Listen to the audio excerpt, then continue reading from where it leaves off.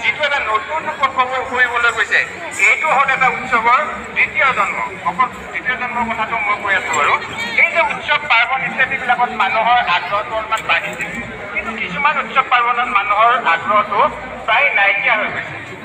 তাৰ ভিতৰতে আনটো আছে লোক পৰিৱেশ কলা এই লোক পৰিৱেশ কলাৰ ভিতৰত আমাৰ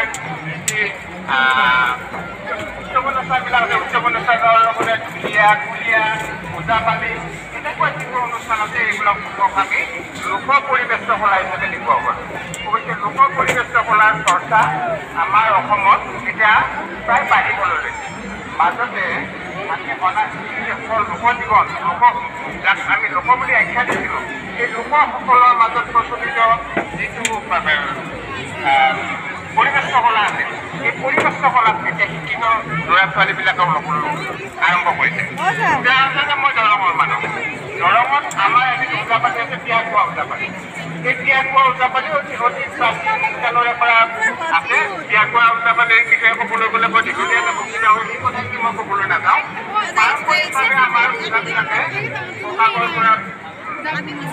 ওজাই দেউতাকৰ পৰা শিকিছিল দেউতাকৰ পৰা